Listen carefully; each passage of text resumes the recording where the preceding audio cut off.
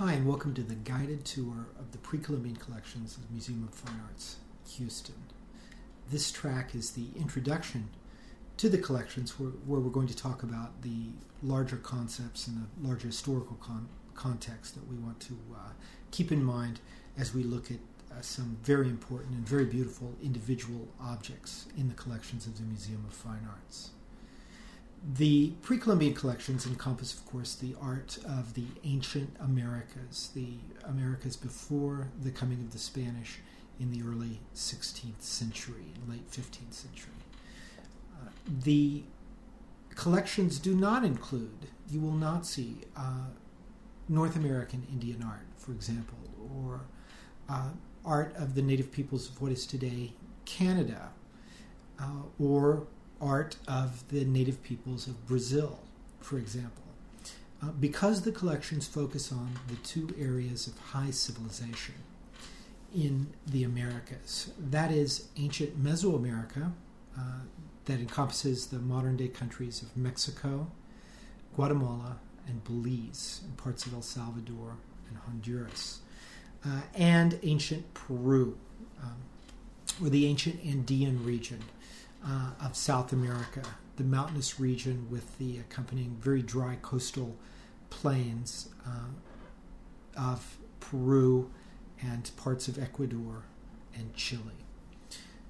The reasons for this are fairly obvious. This is a normal practice in many museum environments because the art of ancient Mesoamerica and ancient Peru is in some very significant way different from the arts, say, of the Plains Indians or the arts of the Inuit of Alaska and Canada.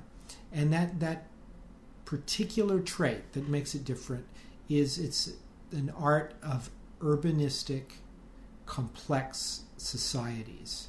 And by that I mean that the art of ancient Mesoamerica and ancient Peru was made by people who lived in cities.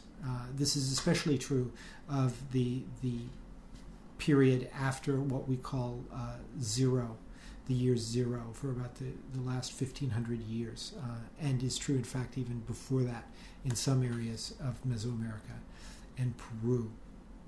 The art of cities differs in many very interesting respects from the art of smaller-scaled cultures, smaller-scaled societies of villages and bands and people who do not live in such complex social environments. One of the major things that takes place in cities is specialization. And included in that specialization, I mean, people who deal with money, people who deal with cloth, people who specialize in a particular city function. They take care of the water, say, etc. One of the other specializations is, of course, the making of very finely crafted, very highly valued things. And we see that the emphasis on these highly valued things all over the world in early urban societies, and even in societies that aren't completely urban. But the point is here that urban societies produce these specialists regularly, and they produce complex, highly skilled art traditions. This is what you're going to be seeing in the Museum of Fine Arts, really the most complex and highly skilled artistic traditions that the Americas produced before the coming of the Europeans.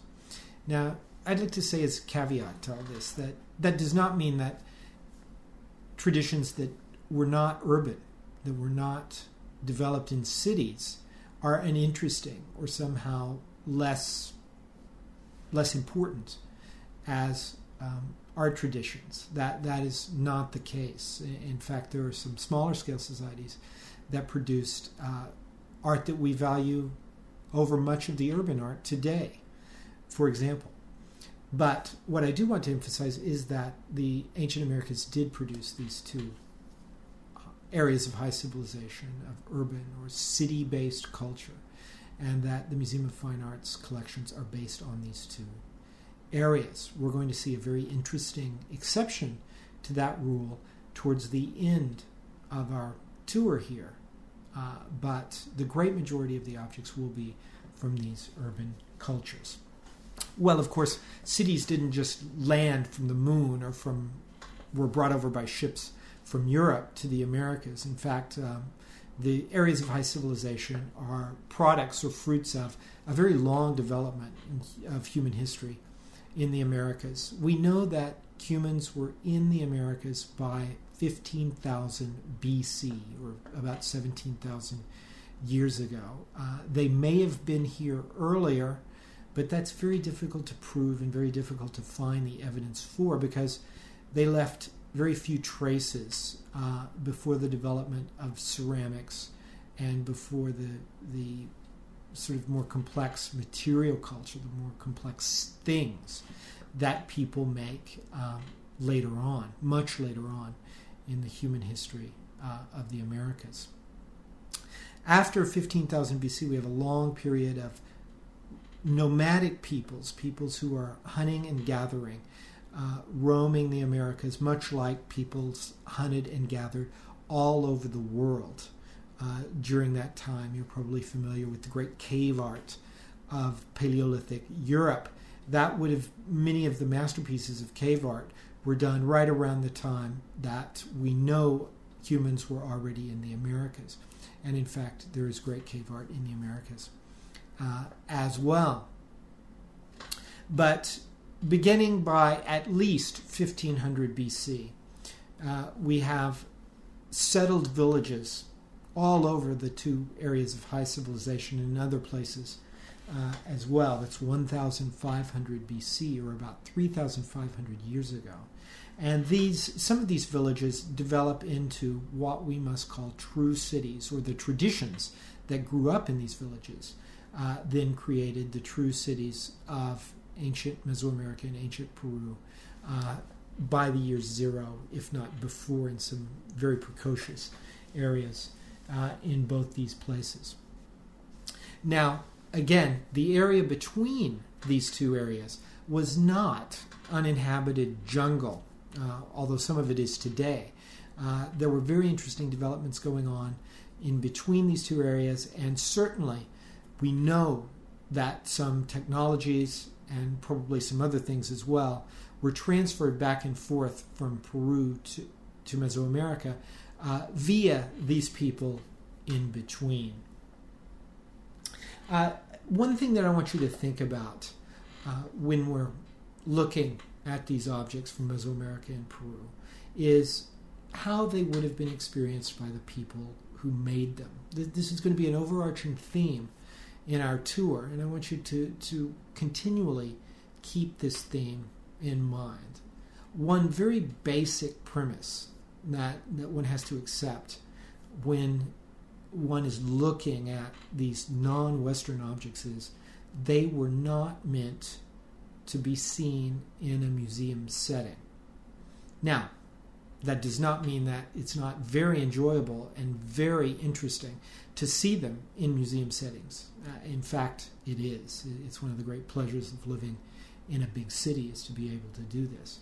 But at the same time, the richness that these objects contain is lost if one thinks that that's all there was. That, in fact, what you see, sort of the different ways of making, etc., that one can pick out by strolling through the collections is all that one can get out of a museum experience. In fact, what we're going to learn today is that one can think about how the peoples who made these objects would have experienced them, would have not seen them on the wall, but on people, for example, or being buried in lavish tombs, in great funerary rituals of past kings, or being used in great feasts, for example. We're going to see examples of all of these different functions and experiences that the ancient peoples of the Americas would have had with these objects. And by trying to recreate these experiences, we hope to get a rounder, richer, more nuanced vision of each of the objects that we're going to look at today. Our first stop is the torso and head of what is titled an Olmec shaman. Well, this is certainly an Olmec piece, and as we're going to see, I believe it's very indicative of the Olmec style of carving and the Olmec sensitivity to the human body, the treatment that is specifically Olmec. But before we get into that, we have to acknowledge that this is a fragment. We are not looking at the entire sculpture. Like so many ancient works of art, the limbs are missing because the limbs are liable to break off well before the rest of the piece is damaged or destroyed. But that's really of no matter here, because what I want to focus on is the treatment of the human body. How did the sculptor model the human body? How are the three-dimensional forms configured so that we see the representation of a human body? I'm going to call this particular style the Olmec monumental, because what the sculptor is really interested in are the big outlines of three-dimensional form. They are not interested, the Olmec sculptors are not interested in fine details like cuts, scars, wrinkles, even musculature. Anything that really defines the human body above and beyond the general three-dimensional forms is eschewed, is somehow left out so that we can focus on those three-dimensional forms. This gives us the feeling of a large work, or somehow a monumental work from, of course, the idea of a monument. Now, this is obviously a small piece. You're standing in front of it. This is not huge. Why do I insist on using something like monument and monumental? Well, it's for this very reason that large monuments, especially monuments of the human body, oversized monuments of the human body, often give us this feeling that these are large forms, heroically large forms that we're looking at. A great example in the Museum of Fine Arts Houston is the large bronze Roman ruler that is one of the fine central pieces as you walk into the other building. These monumental human figures, of course Michelangelo's David, another great example of that.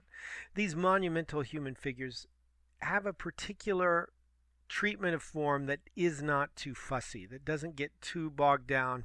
These figures do not lose themselves in the details. Why? Because if they did, it would become decorative. It would become like wallpaper. The forms themselves would disappear with this overlay of incredible linearity or incredible. Monumental figures do not lose themselves in the details. If they did, the effect would be something like wallpaper or any other sort of fussy linear work of art in which the three-dimensional forms themselves are, in fact, in many ways hidden underneath all of this other artistry, all of this other artwork. For the Olmec, that is not the problem. One sees a little definition in the breasts, but in general, it's really about the three-dimensional forms, and hence this is why we call the treatment of the Olmec body monumental. Another interesting aspect of this piece is its iconography, or subject matter. The label identifies it as a shaman, and we've spoken briefly about just what a shaman is and what a shaman does, so I'm not going to go into that here. But I would like to know, either from the label or from supplementary information, why this is identified as a shaman. For example, I see no evidence of any sort of transformational pose or any evidence of a transformation in the face. For example, transforming into some animal character or other known transformational figure that we have for the Olmec. So for now, I would rather reserve judgment as to just who and what this is. And in fact, I would like to note in the face that it does not represent known Olmec deities. nor does it represent animal types that shamans are known to transform into. But instead, I get the feeling that this is more portrait-like than much Olmec art that we are accustomed to identifying as shamans or other religious figures.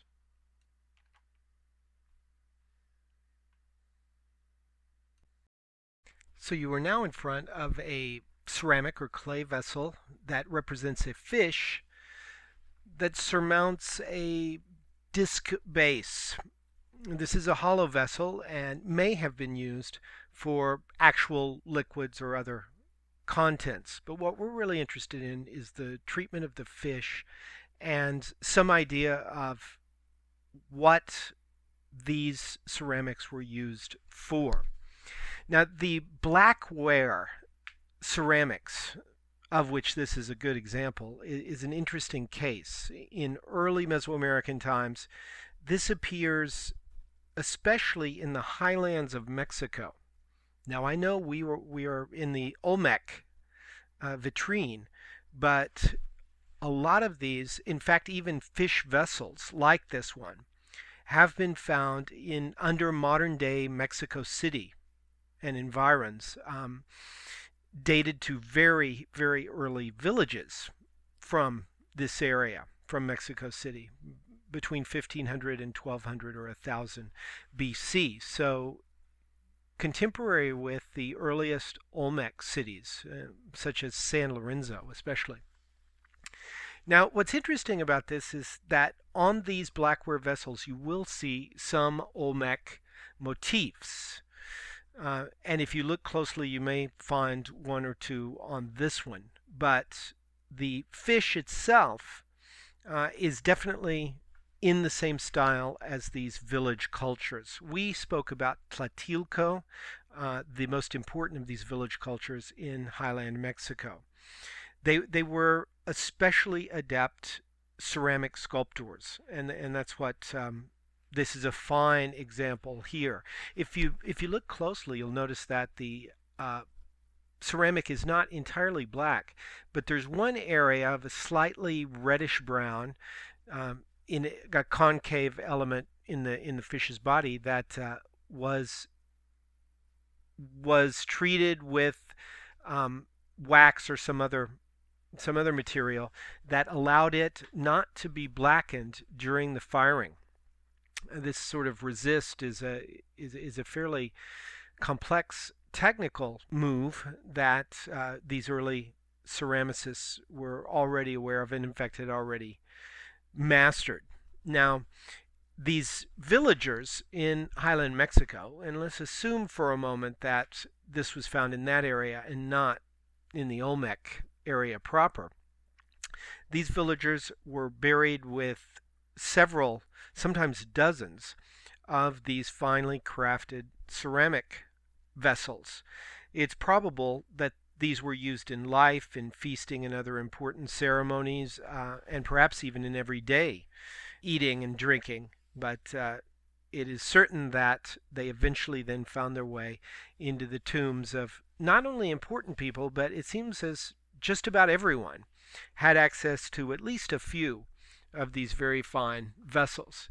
It's this fact that the nice ceramics are spread around fairly equally that leads us to posit the more or less egalitarian nature of these early villages. Now, that said, I'm sure that there were more important religious and political figures in villages of 300 to 400, such as Tlatilco. But it is interesting that many people had access to this. And clay itself as a material is, of course, easily obtainable, especially in this region. Contrast that with the Olmec, whose rulers constantly were in search of stone and jade, neither of which were found anywhere near the original Olmec cities, and thus were exotics, difficult to obtain, and certainly a sign of the great prestige of the Olmec rulers. Now, we also argued that they developed a naturalistic portrait system in order to commemorate themselves, their ancestors, etc. The elite were, in fact, operating like many elites in that they wanted their image, often idealized, out there. Now, what I find interesting about this fish vessel, if again we are assuming that it is actually from these highland cultures that were active at the same time, is just how naturalistic and how virtuosic these artists were, although they lived in a completely different, in many ways, society. They organized themselves in a completely different manner. Now, interestingly, we do not have examples of elite portraiture, even in these humble materials like ceramics, from the Tlatelolco area. When humans are shown, they were often quite highly stylized and are obviously an example of a type and not a particular ruler, say, like the colossal heads that we have going on at the same time, by the way, in the lowland Olmec area at San Lorenzo itself. In front of us we have a large panel covered with low relief carving, one of the great masterpieces of Maya art, specifically classic period Maya art. So we are well after the Olmec period. And here we have a very different sensibility. For one, of course, this is not three-dimensional, but largely two-dimensional, this low relief sculpture. And the main source of artistry is, of course, in the line. It's almost calligraphic, even though we're talking about stone. It's almost like calligraphy, the way that the sculptor has carved the stone. And in fact, we know that the working method involved first sketching out by an artist on a flat stone the composition, and then the sculptor would go in and carve these out. So these are very linear compositions. They're based on line because in fact they were created with line. This is the pinnacle of ancient American draftsmanship. These classic Maya drew in a more naturalistic and in a finer, more virtuosic mode than any other ancient American culture. It's really quite fantastic, and it has amazed viewers since the discovery of, or the rediscovery of this art in the early 1800s. Now, what's the subject matter? What is the iconography? It's obviously a seated Lord in profile. You can see this, and the Lord is offering something or holding something in his outstretched cupped hands, and this thing is in fact a very sacred, highly charged headdress. I know that it looks in fact quite abstract to you, but those who are familiar with classic Maya imagery identify this as a very particular kind of war headdress that in fact references the great city of Teotihuacan that was not Maya, but that was an overarching presence in ancient Mesoamerica. The figure is looking up, probably at another figure, although we've lost that. And details like the toes and the feet, if you look in the bottom left-hand corner, or the nose and the eyes, speak to just how naturalistic and how fluid this art is. Behind the figure is this large looming form, which is in fact, if one looks closely, some sort of plant with pods growing off it. This is a chocolate plant, a cacao tree. And of course, chocolate was the drink of the elite. It was one of the most valuable things in the ancient Americas, and specifically for the classic Maya. This was enormously valuable. In fact, only the elite were allowed to drink it quite often. It was drunk as hot chocolate. And within this tree is also a sign that has been identified with this great city of Teotihuacan, a work of art from this city we're going to look at a little bit later. The Maya revered this city, but as we'll see, had no desire to copy its style, except when they wanted to refer to its symbolism. This Maya naturalistic linear style is far away from a sort of geometric, compressed, and abstracted and conventionalized style that we're going to find with Teotihuacan. We're here in front of the incensario, acquisition number 97.113. And I mean, I'm looking at this and I see the word incensario, but, it's not obvious. I mean, when you look at this, what are you thinking? What is this? What is this thing? Without knowing what it is, what are some things, Susan, what are some basic characteristics that strike you? Well, it's large. And it's certainly larger than the Blögener vase we just looked at, right? I mean, significantly larger, but it doesn't have that clear use that we could attribute. I remember what it's like to drink out of a cup. I don't know, what would I do? Put that on my head? I'm not sure. But before we get to that, I mean, what things strike you about this? Well, I'm fascinated by its construction, that the material, the fired clay is constructed with these motifs. And they're all pasted on. Right. They look pasted on, don't they? They're not. It's nothing like the painting technique of the Maya vase, which of course is painting literally on the vase itself, and then it becomes a part of the wall of the vase, etc.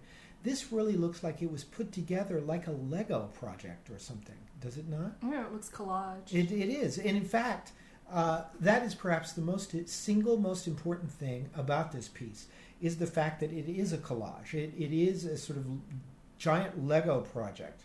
And that analogy is perhaps even more appropriate than one would think at first, because all these pieces were not made by hand. They are mold made. And we know this because we find the molds at this particular city.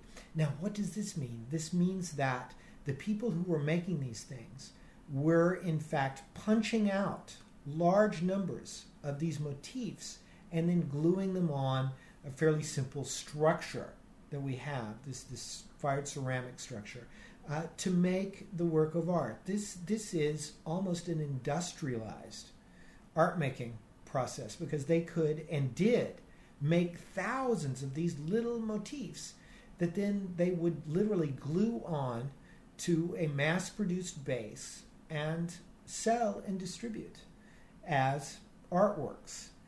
If you look back at the Maya vase that you just heard about and think about who would be working on that, well, certainly someone who had trained for a very long time to do very elegant figural compositions, paintings of the human figure. I mean, it took an enormous amount of training and culture. Whereas these, I mean, once you get the molds going and once you get a bunch of these things, I mean, there were probably people that were hired to do nothing but sort of glue them on in fairly rigid geometric grids. And that is nothing like the sort of art-making process that would have gone into a Maya vase. Now, that said, of course, we're dealing with another great Mesoamerican culture. But if we think about the way the art was made, we are dealing with another Mesoamerican culture that did not think about in the same ways about art making, and did not value the same skills in art making that were valued in the Maya. So we've got this, and we've got the vase, the base and the comparison with the Maya vase, and we've talked about the little mold-made figures. But when you look at this thing, it seems to me there's one figure, there's one little motif that stands out in the midst of all these other little motifs. For you, Susan, what stands out? The face. Yeah, the mask in the very center of the composition.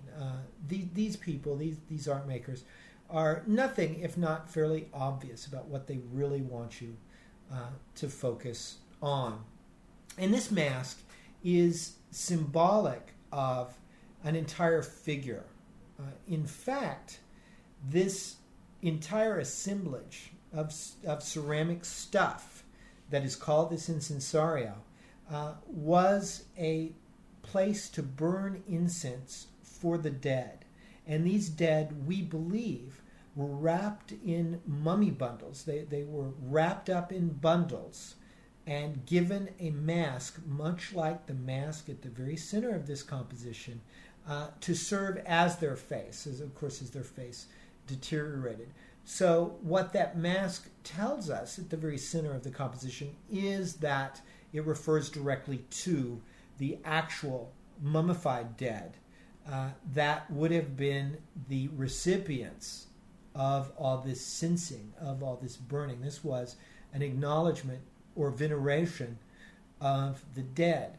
And so in the end, we get the function of an incensario is to burn incense, to burn good-smelling stuff for the dead. And at the center of the composition, we get a mask that is most directly associated with the dead. Now, it seems to me that this begs the question, well, what's all this other junk that they glue onto it, right? And what a lot of it is, what much of it is, if one looks closely, are marine animals, shells, this sort of thing, or butterflies.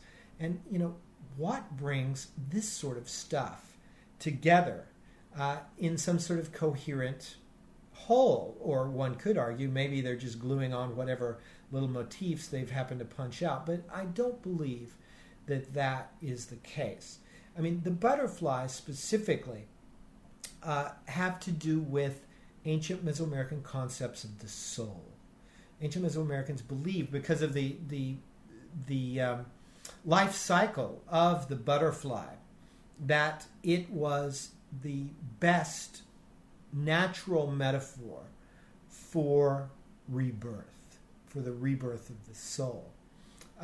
And flowers, as well as butterflies, refer directly to the soul. Flowers, their growth and their smell, their beautiful scent, was connected directly with a sort of paradise, where the souls went after death. I mean, interestingly enough, most heavens, if we can refer to them as such, in Native America have to do with places that smelled very, very good. The obsession with bathing and with good smells and with incense, for that matter, is in fact a sort of whole.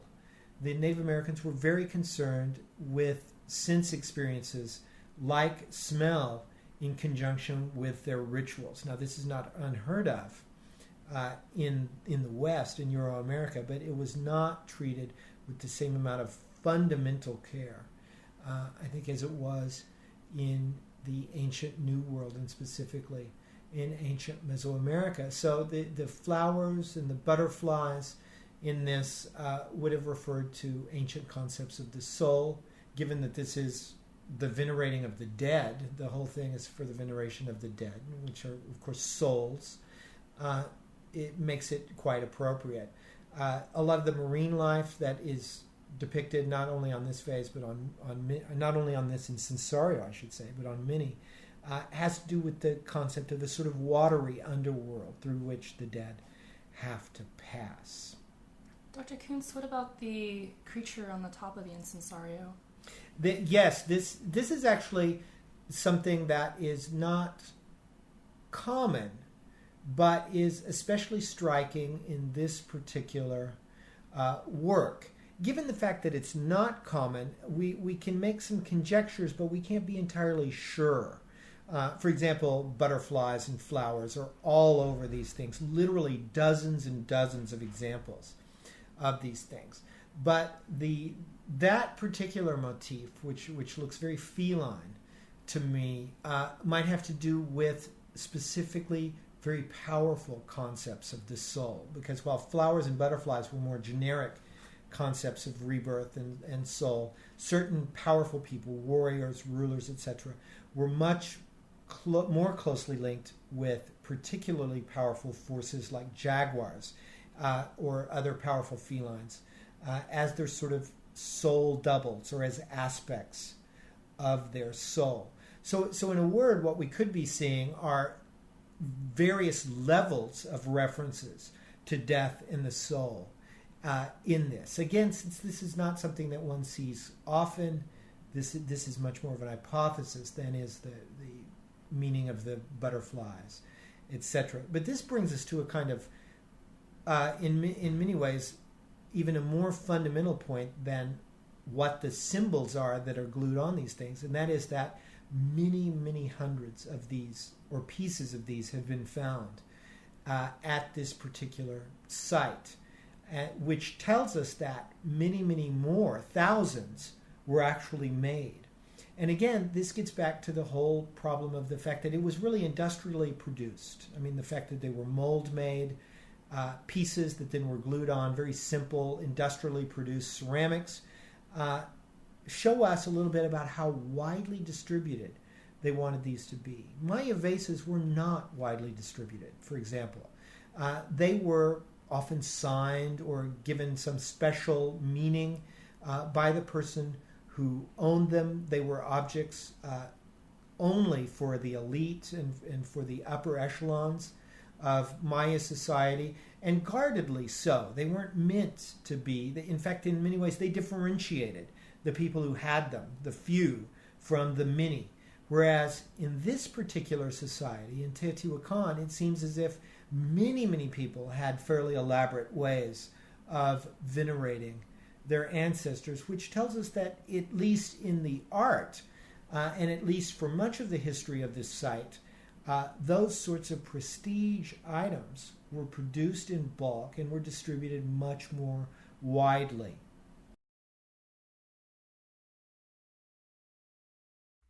We find ourselves before an enormous piece of cloth, and I might add a very old piece of cloth. Look at the date, 900 to 200 BC. Now, this is very unusual that we would be looking at cloth this old. We notice that we have not looked at cloth anywhere near this age from Africa or from India or from Mexico, for that matter. But here we find ourselves in ancient Peru in front of a mantle, a piece of cloth over 2,000 years old. How can this be? Quite simply, it is due to the conservation aspects, principles of the desert. The very dry deserts of Peru conserve everything, mummify everything, much as the dry deserts of Egypt conserve and mummify everything. And so here we have a window onto an art form that normally escapes us.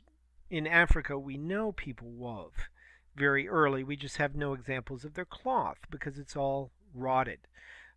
In the Maya area and with Teotihuacan, we know these people wove. We have artworks that depict enormous amounts of cotton cloth and intricate weavings and embroideries, but we have none of it left. Here in Peru, we do, which is especially a happy coincidence or a happy situation. I should say it's not a coincidence, this desert, but it is a very happy situation because ancient Peruvian culture is based more than any other ancient American culture is based around weaving. The visual culture, the idea of art, the idea of making things visually, really takes its cue from weaving and not from sculpting, as we saw with the Olmec, and not from drawing or draftsmanship, as we saw for the Maya, but from weaving itself. And this is going to create, as we will see, a fairly conventionalized, fairly geometric style of art. But before we get into that too much, let's look at the figures themselves, because of course what we have are figures repeated in rows and columns throughout this mantle. And these figures consist of two things. One is a fairly consistent central figure with its tongue out, its head thrown back, claws for feet. I mean, you can in fact look closely at these figures and you'll see that the central figure is remarkably consistent with small variations in the detail. Now, what this figure does varies a little bit. Many of them carry a human head, which would be a trophy head, as the label explains. A trophy head that would be considered a sign of warrior prowess, power, etc. In fact, literally, you are bringing the spirit power of the defeated enemy warrior back into your community, into your political sphere, and this inevitably helps you. The other variation, or the variation on this theme, is the full figure, which may be in fact just an allusion to a full figure captive warrior. One of the interesting things is that ancient Peru sets up these figures like the figure with the head thrown back, the main figure, and it will use it literally for hundreds and thousands of years as the central motif of art, and we'll see a little later on a ceramic that uses basically the descendant of this figure 500 years later. The other thing, though, that we did want to talk about is the geometric nature of this. The weaving is by definition a geometric endeavor. It consists of a loom in which there's a warp and a weft, right? And the warp and the weft meet at right angles. This idea of then a geometric figure, or figures that are reduced to right angles, to their geometric essence, is crucial for understanding weaving image systems. And ancient Peru was definitely a weaving-based image system. We see here, in fact, some of the more complex figures. As you're walking out of the ancient Peruvian area into a smaller room, look to your left and see just pure geometric figures woven into cloth. This is, in fact, just as popular, if not more so, to weave steps, rectangles, other geometric figures into the cloth instead of these anthropomorphic figures. But either way, what we have is an image system that's controlled by the right angle and reduces forms to their geometric essential. The one ancient Peruvian tradition that does not adhere to this idea of weaving and the reduction to geometry is the moche. And you're standing in front of a moche portrait head vessel. This is really indicative of the finest moche art.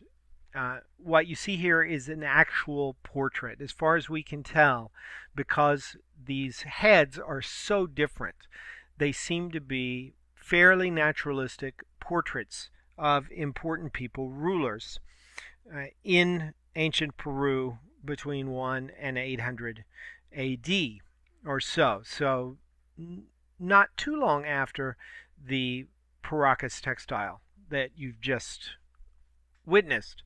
Now these portrait heads are really the only sustained naturalistic art style in South America, and well, in ancient Peru specifically. And they're fascinating because they seem to go against the grain of this general appreciation for weaving and the way that weaving then reduces artistic form to the right angle, to geometry. There's no love of the right angle here. These are organic lines. Someone has been able to translate fairly specific aspects of the human face to what is a kind of unwieldy form, in fact, of this ceramic vessel. But there are literally dozens, hundreds of these portrait vessels in collections throughout the Americas, in Europe, and of course in Peru. And we have enough of them to know that, as I stated earlier, these are portraits, fairly naturalistic portraits of particular individuals. We're now in front of a colorful, lively Nazca vessel with mythical creatures. This was done around the same time, perhaps just a little earlier, than the Moche portrait head that you've just seen. But the figure here is in no way the naturalistic portrait of an important person, a ruler, or any other member of this society. In fact, it is a very similar, if not identical, mythical creature to that seen on the Paracas textile, which is certainly several hundred years earlier. This same figure, who has its head thrown back, often is depicted with claws for feet. Also here carries a human trophy head, and so we think that in fact this is, if not an identical figure, then a very closely related figure, a figure that is also the subject of burial masks of humans. And by that I mean that the mask that you see here on this figure is a mask that is put onto humans as they are buried.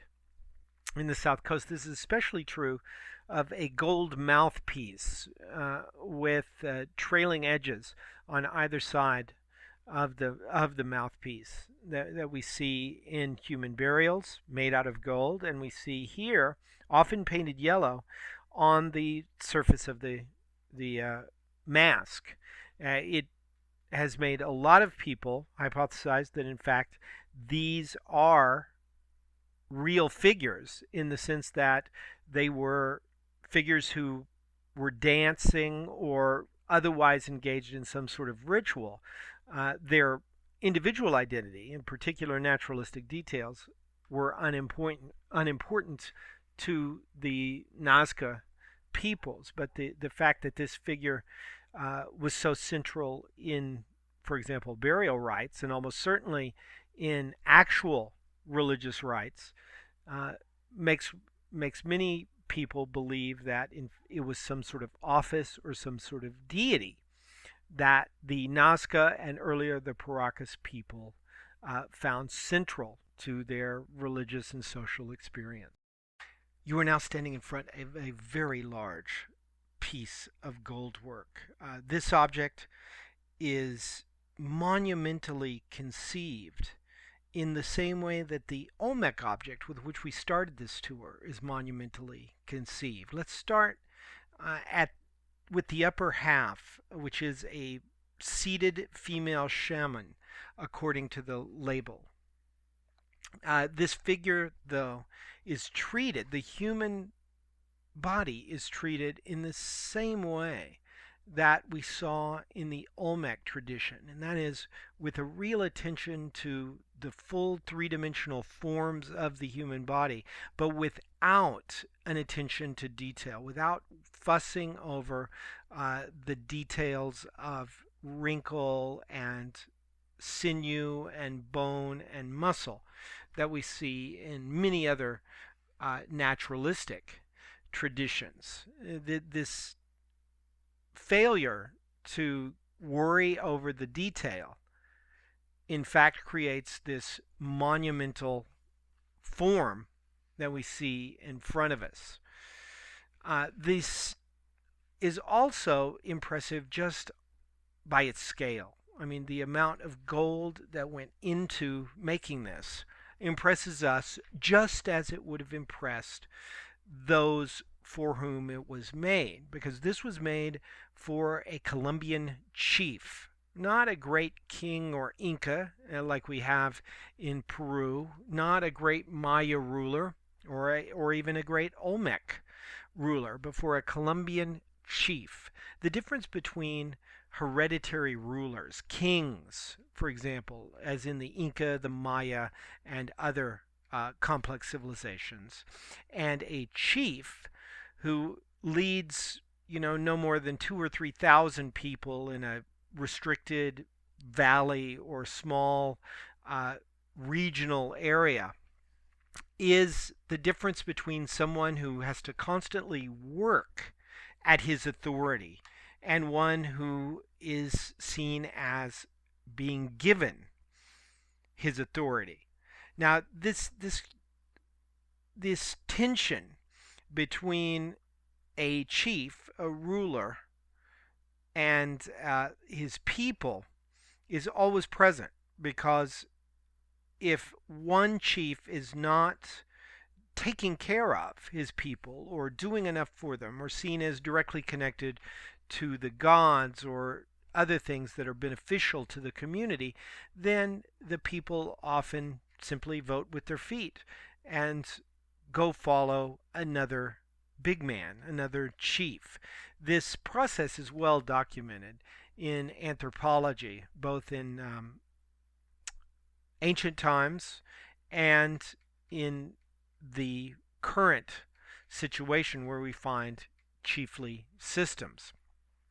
Now, this is interesting from an art historical point of view, because these chiefdoms tend to produce elaborate, complex art styles, and you would not assume that they would, because other aspects of the culture are on a fairly low level of complexity. They don't make huge cities. They don't specialize in other crafts or in other techniques. But art, and especially the art that adorns the chief, is a huge concern for these chiefs, because that is the outer visual sign of the chief's political power. And these chiefs all vie for the best artists and the most gold to prove that, in fact, they are worthy of their followers and to maintain their political following. Hereditary rulers, anybody from the Queen of England to a Maya king, the Maya ruler or noble that we saw on the beautiful low relief panel earlier, these people do not have to do that. They are ordained by the deities, usually, in their power. And it's not a question of constantly maintaining their power, although they do like to remind people of why they are legitimate. It's not a matter of day in and day out showing oneself to be powerful and beneficent so that people will continue to follow you. And if you don't show them this, then they will go follow the guy in the next valley who does in fact have access to really beautiful gold and who puts on fabulous shows and who makes it rain more in that next valley, etc. This aspect of chiefly life, which is highly competitive, tends to then produce what we identified earlier as these really fabulous complex art traditions. And this is a great example of this seated female shaman. And in fact, this was probably made to be worn in dance or other religious ritual by one of these Quimbaya, these Columbian chiefs. Here we have an enormous gold mask from the Sican culture of ancient Peru. And I want to think about this mask specifically in relation to the really fabulous Quimbaya seated shaman that we just finished looking at.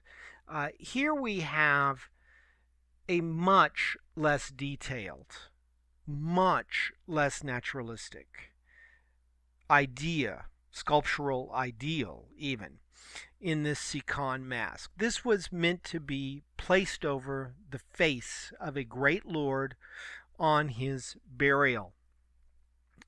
The amount of gold was important, although this mask had red paint over the gold, so it really was more of a conceptual importance than it was a visual importance. They didn't care that the the red paint, which of course signifies blood and has all sorts of funerary associations, would cover the gold because everybody knew. We assume everybody knew that this was a gold mask and therefore carried on the symbolism of gold. But what I find interesting is the treatment of form. If the Kimbaya gold piece has that wonderful monumentality, that attention to naturalistic three-dimensional forms that we saw in the Olmec as well. Now, not attention to detail, but attention to the structural three-dimensional forms that make up the human body. Here we have no attention to those three-dimensional forms. I mean, the cheeks, the nose, the eyes, eye sockets, everything that would have been of interest to a great three-dimensional tradition is here flattened out and just geometrically reduced. And again, I have to remind you that this is a fairly common working method in ancient Peru. The ancient Peruvians were, of course, a great empire, especially by this Sican time, or a great series of empires, a great mosaic of very highly complex societies that were really bureaucracies that ran on state systems that had secretaries and rulers and governors and an entire hierarchy, right, that was ordained by the gods, literally, in the Inca mythos, in the Inca worldview. This, however, did not breed here this same sort of highly detailed, ornate, competitive artistic environment that we saw in Colombia with the chiefs. And in fact, this at this particular historical trajectory is all about simplification and reduction.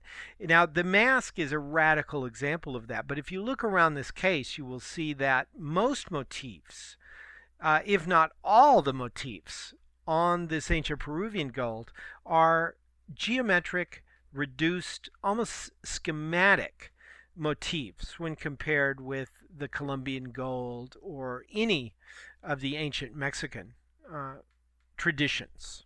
So what we have here is a radical working out of this weaving aesthetic, this sense of beauty that is driven by the right angles of weaving. But we also have in South America this tension between the complex cultural traditions of Peru that seem to, in fact, emphasize the weaving tradition as the basis for art.